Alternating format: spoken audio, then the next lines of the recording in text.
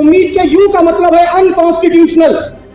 یہ قانون اس ملک کے کانسٹیٹیوشن کے خلاف ہے, دستور کے خلاف ہے, دستور کے آرٹیکل 14 کے خلاف ہے, آرٹیکل 15 کے خلاف ہے, آرٹیکل 26 کے خلاف ہے, آرٹیکل 25 کے خلاف ہے, آرٹیکل 29 کے خلاف ہے, بلکہ دستور کی روح کے خلاف ہے, دستور کی سول کے خلاف ہے. انکانسٹیٹیوشنل. امید میں ایم اس کا مطلب ہے مینیپولیشن, کہ اس ایکٹ کے ذریعے ہندوستان کی عوام کو دھوکہ دیا گیا ہے, اختیارات کا مینیپولیشن کیا گیا ہے, اور اب بڑے پیمانے پر وقف کی زمینوں کے مینیپولیشن کی تیاری کی جا رہی ہے. امید کے ای کا مطلب ہے ایکسکلوژن, کہ مسلمانوں کو الگ تھلگ کرنے کی کوشش کی جا رہی ہے, ان کے ساتھ قانون کے ذریعے تفریق, لیجسلیٹو ڈسکریمنیشن, یہ اس کا یہ قانون ذریعہ ہے. وہ سارے حقوق جو اس ملک کی ہر مذہبی گروہ کو حاصل ہیں, جو ہندوؤں کو حاصل ہیں, جو سکھوں کو حاصل ہیں, جو عیسائیوں کو حاصل ہیں, صرف ٹارگیٹ کر کے مسلمانوں کو اس سے محروم کیا جا رہا ہے. جمہوریت میں انکروچمنٹ ہے, اور اب بڑے پیمانے پر وقف کی پراپرٹیز میں انکروچمنٹ کی تیاری کی جا رہی ہے. اور آخر میں ڈی کا مطلب ہے ڈویژن, کہ قانون کا اصل مقصد وہی ہے جو اس حکومت کا پہلے روز سے مقصد رہا ہے, کہ بڑے پیمانے پر اس ملک کے اندر ڈویژن پیدا کیا جائے, ہندوؤں مسلمانوں کے درمیان تفریق پیدا کی جائے, ان کو بانٹا جائے. آپ دیکھیے کہ جس طریقے سے ایکٹ لایا گیا اور اس کو لے کر جس طریقے سے پورے ملک میں پروپیگنڈے کا بازار گرم کیا گیا ہے, صاف معلوم ہوتا ہے کہ مقصد ملک کی عوام کو بانٹنا ہے, تقسیم کرنا ہے, ڈویژن ہے. لیکن محترم دوستوں, بزرگوں اور نوجوانوں, قرآن مجید کہتا ہے کہ وہ مکر اللہ واللہ خیر الماکرین, کہ وہ اپنی چال چلتے ہیں اور اللہ تعالیٰ اپنی چال چلتا ہے, اور اللہ تعالیٰ سب سے بہتر چال چلنے والا ہے. انہوں نے قانون ملک کی عوام کو بانٹنے کے لیے لایا تھا, لیکن ان کی یہ کوشش اس نے عوام کو غیر معمولی طریقے سے جوڑ دیا ہے.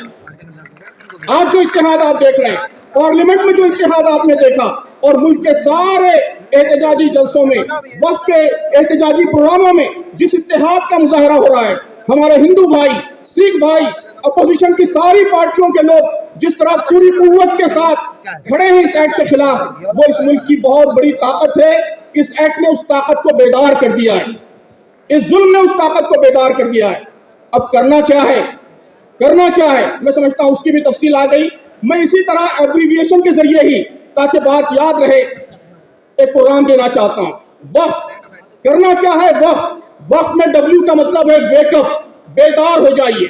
یہ سب سے پہلی ضرورت ہے کہ ہم بیدار ہو جائیں, گھروں سے نکلیں. ایسے موقع پر بھی جو حالات سے بے خبر رہ کر گھر میں بیٹھا رہے گا, تاریخ اسے معاف نہیں کرے گی. تاریخ محترم بزرگوں دوستوں معاف نہیں کرے گی. سب سے پہلی ذمہ داری یہ ہے کہ ہم بیدار ہوں. جو لوگ یہاں آئے ہیں وہ اپنے رشتہ داروں کو بیدار کریں, اپنے پڑوسیوں کو بیدار کریں, اپنی مسجد میں آنے والوں کو بیدار کریں. یہ ایکٹ اور یہ ظالمانہ قانون ملک کے مسلمانوں میں بیداری کی ایک نئی لہر کا ذریعہ ثابت ہو.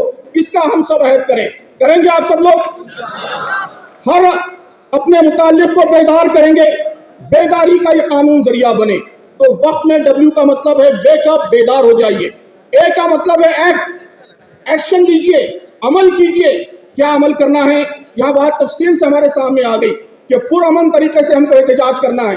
ہم کو ظالموں کی سازشوں کا نشانہ نہیں بننا ہے, اپنے بزرگوں کے ہاتھ مضبوط کرنے ہیں, متحد ہو کر اس کوشش کو آگے بڑھانا ہے. آل انڈیا مسلم پرسنل لا بورڈ جو مسلمانوں کی تمام جماعتوں اور تمام فرقوں اور اس کے تمام مکاتب کا نمائندہ پلیٹ فارم ہے, اس کے ساتھ وابستہ رہیے, اس کی ہر آواز پر لبیک کہیے, اور اس کی رہنمائی کے مطابق جس وقت جس کام کا مطالبہ کیا جائے, جس ایکشن کا مطالبہ کیا جائے, اس پر لبیک کہیے.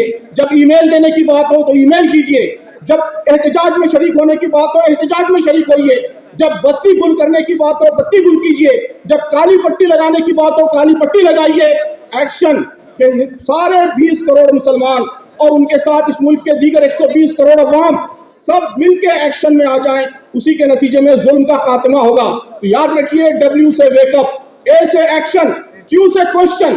یہ بڑی اہم بات ہے کہ اس ملک کے قانون دانوں سے, میڈیا سے, وقف بل کے حامیوں سے جگہ جگہ سوال پوچھئے. کیا سوال پوچھنا ہے آپ کے سامنے؟ ابھی اسد الدین اویسی صاحب نے باتیں رکھی اور ہمارے مقررین نے باتیں رکھی.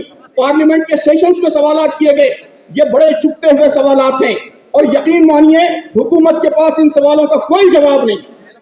कल आपने सुप्रीम कोर्ट में भी देखा, 2 सिंपल सवाल जजों ने किए, 2 सिंपल सवाल, और ये हुकूमत जो 8 महीनों से इस एक्ट का पिटारा, इस एक्ट का हंगामा खड़ा किए हुए है, उन सवालात का कोई जवाब हुकूमत के वकील के पास नहीं है। पहले दिन कहा कि 24 घंटे दीजिए, दूसरे दिन कहा कि और 8 दिन दीजिए, 8 दिन के बाद आप देखेंगे कि और टाइम मांगेगा, जवाब नहीं है हुकूमत के पास। आप कदम कदम पर सवाल पूछिए, आप पूछिए कि जिस तरह मुसलमानों के वक्त में आप हिंदू नुमाइंदे मुकर्रर करना चाहते हैं, क्या आप मंदिरों के बोर्ड में मुसलमानों को नॉमिनेट करने के लिए तैयार हैं? सुप्रीम कोर्ट ने यही सवाल किया है, आप भी सवाल कीजिए, जगह जगह सवाल कीजिए। इस सवाल से ही आप बहस का रुख बदल सकते हैं। मीडिया में सवाल कीजिए, सोशल मीडिया में सवाल कीजिए। क्वेश्चन, ये तीसरा इंपॉर्टेंट प्रोग्राम है। वक्त में वेकअप, एक्शन, क्वेश्चन और आखिरी चीज है एफ। एफ का मतलब यह है कि फिक्सिंग द नैरेटिव, कि जो नैरेटिव चल रहा है, जो बयान की हर जगह राइज किया गया है, उसको बदलिए। क्वेश्चन के जरिए, दलाइल के जरिए और संजीदा मबाहिस के जरिए इस मुल्क की राय आम्मा को, इस मुल्क के पब्लिक ओपिनियन को मुतासिर कीजिए। तो ये 4 बातें याद रखिए, इसी के जरिए आप इंशाअल्लाह इस कानून को, इस जुल्म को एक बड़ी तब्दीली का जरिया बना सकेंगे।